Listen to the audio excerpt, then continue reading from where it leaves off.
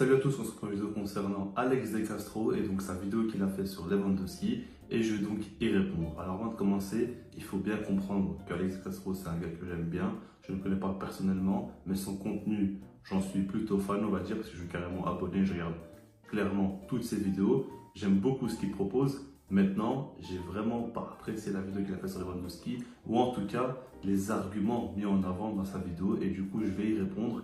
Et je vais tout simplement donner mon point de vue personnel parce que pour moi c'est un sujet intéressant. Alors là je réponds à Alex De Castro, mais je réponds quand même à énormément de personnes et à énormément de questions qu'on se pose parce que c'est un sujet quand même très important. Et puis beaucoup de gens sont dans le même cas que lui et se demandent comment le Barça a fait pour recruter Lewandowski. Est-ce que économiquement c'est viable ou non? Et ça on va essayer d'y répondre. Alors je précise que moi je ne suis pas du tout un spécialiste de l'économie, plus côté sportif, je dis pas non plus que je suis un spécialiste côté sportif, mais c'est plus mon domaine, le côté sportif, que le côté économique, clairement.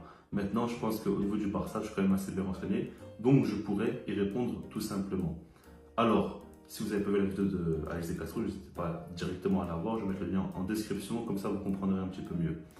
Maintenant, pour résumer un petit peu en gros, et ce qui m'a beaucoup déplu, c'est déjà premièrement le fait qu'il ait mis en avant le point économique et a dit tout simplement qu'un club autant d'été que le Barça ne devrait pas signer Lewandowski à 34 ans et qu'il a clairement dit que c'est possiblement un gros investissement à perte. Ça, on va y revenir et c'est vraiment le principal. Après, il a aussi dit que sportivement, ce n'est pas forcément une priorité et que le Barça devrait beaucoup plus se renforcer défensivement qu'offensivement. On va aussi y revenir tout simplement.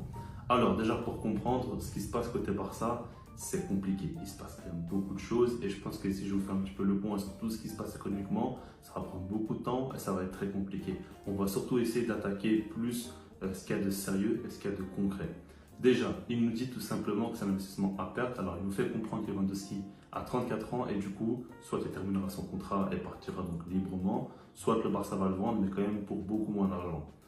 Alors, ce qu'il faut comprendre, c'est que dans le football, on ne peut pas faire du bénéfice qu'avec la vente de joueurs. Et ça, je pense quand même qu'il est au courant. Malheureusement, il n'est pas rentré dans le détail. Donc, je pense que quand tu as des arguments aussi, on va dire, flous, il faut quand même plus être précis parce que c'est pas normal de dire simplement ça. Ce qu'il faut comprendre surtout, c'est que par rapport à Lewandowski, aujourd'hui, son arrivée apporte de l'argent quoi qu'il arrive. Quoi qu'il arrive, le Barça va gagner de l'argent avec Robert Lewandowski. Je vais expliquer pourquoi. Alors déjà, ce qu'il faut comprendre, c'est que par exemple, le Barça a eu un accord avec Spotify. Ça a été donc le plus gros contrat de sponsoring au monde dans le football. Ça, il faut le prendre en compte. Alors, comment c'est possible qu'il y a quelques mois, avant l'arrivée de Lewandowski, l'arrivée de Rafinha, de Kessié, de Christensen, comment c'est possible qu'ils ont donné autant d'argent au Barça, ou en tout cas accepté autant d'argent?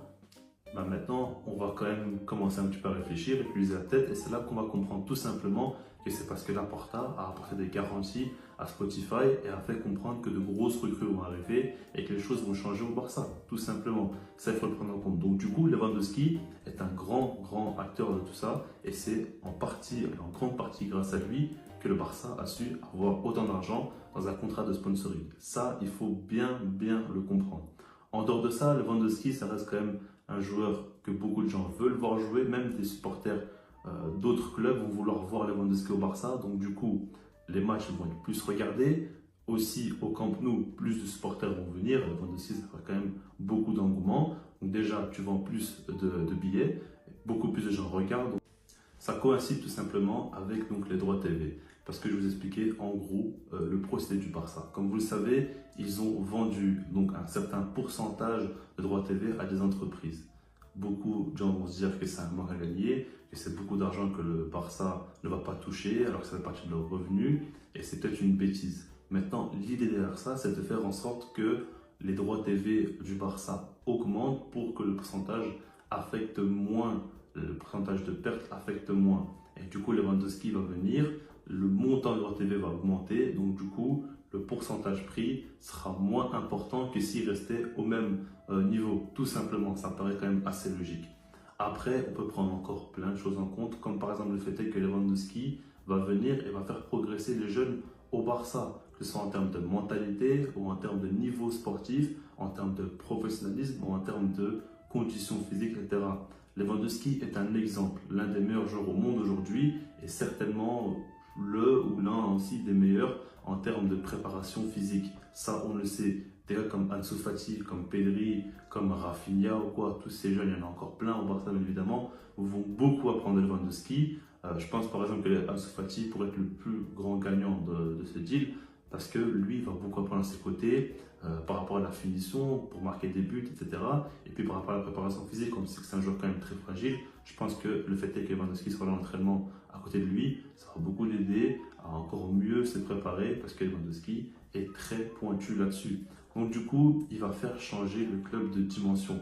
En plus de ça, il faut comprendre que le Barça sera plus attractif avec Lewandowski que sans Lewandowski. Il nous faut des joueurs de référence, il nous faut des joueurs très très connus au sein du Barça pour pouvoir faire d'autres transferts par la suite et d'autres priorités. En fait, c'est un cercle continu tout simplement et Lewandowski, ce qu'il pourra nous apporter, ça va nous faire gagner des années tout simplement. Et quand tu connais la situation très compliquée du Barça, pouvoir avoir Lewandowski dans son effectif, c'est que du bonus, c'est que quelqu'un qui va augmenter tes revenus et qui va apporter plus de hype autour du Barça. Et s'il y a plus de hype, il y a plus de gens. S'il y a plus de gens, il y a automatiquement plus d'argent. Ça fait simplement partie. Alors maintenant, on va plus se concentrer sur le sportif et il nous dit simplement qu'au Barça, il y a déjà Aubameyang et du coup, Lewandowski, c'est peut-être pas une grande priorité. Il nous fait comprendre qu'en défense, c'est plus important. Déjà, je suis d'accord, pour moi, le plus gros chantier du Barça, c'est la défense. Maintenant, il y a la défense et le poste de numéro 9, c'est une grande priorité. Ce qu'il faut quand même pas oublier, c'est que Aubameyang a fait beaucoup de bien, a montré quand même de belles choses. Il a été très performant, marqué pas mal de buts aussi très important. Mais si on regarde sa toute fin de saison, c'est pas non plus le top. Regardez par exemple face à Francfort en Ligue Europa, Dembélé lui sert 2-3 caviars, mais vraiment des caviars, et il s'est loupé complètement. Même seul face au but, il s'est loupé. Donc du coup, les faits sont là. Au moment, l'un des moments les plus importants de la saison, il s'est loupé. Et puis c'est pas le seul match, mais en Ligue 1, il a quand même fait pas mal de loupés en toute fin de saison. Et à un moment donné, il a perdu un peu de confiance en lui. Et du coup, ça a fait qu'il y a eu un plafond, tout simplement, qui s'est créé. Et je pense que prendre le match face au Real Madrid comme référence, c'est pas forcément le mieux pour Aubameyang parce que je pense que ce jour-là, l'effectif avait quand même énormément la dalle et on a vu qu'ils étaient tous à un niveau très élevé. Regardez par exemple Ferran Torres, il a fait son meilleur match avec le Barça, il a été monstrueux. De Jong aussi, il a été monstrueux. Pedri, ils ont tous été quand même très forts, même Dembélé. C'est ça qu'il faut comprendre aussi. Tout le monde autour de lui était vraiment dans une très grande forme. C'était quand même un soir assez particulier pour le Barça. Maintenant, par rapport à Aubameyang, pour moi, il est quand même assez âgé aussi, il est proche de Lewandowski en âge, et puis lui, il n'a pas la préparation physique de Lewandowski. Je ne pense pas qu'il pourra tenir aussi longtemps. Après, je peux me tromper, mais dans tous les cas, il y a un énorme gap en termes de niveau, tout simplement. Et avec Lewandowski, tu t'assures un quota de but quand même très sérieux. Et en plus de ça, tu sais très bien, dans les grands matchs, il est présent, c'est pas du genre à se cacher. Donc du coup, pour moi, c'est une priorité quand tu vois que, par exemple, souvent dans des matchs assez importants, le Barça s'est loupé, notamment à cause de son efficacité face au but, tout simplement. Donc voilà, maintenant je vous donne un petit peu ma réponse par rapport à Alex de Castro. Vous l'avez compris, je n'étais pas du tout d'accord avec ses propos et j'ai essayé vraiment d'expliquer au mieux tout simplement mon point de vue. Après, je peux encore beaucoup parler, mais le but c'est pas non plus de faire une vidéo très longue. Dites-moi vous ce que vous en pensez, comme ça on pourrait faire un débat assez intéressant. Le but c'est pas forcément qu'il me réponde encore une fois, c'est surtout de répondre à pas mal de questions et un sujet qui me paraît quand même très important. Donc voilà, moi je vous laisse là-dessus et je vous dis peace.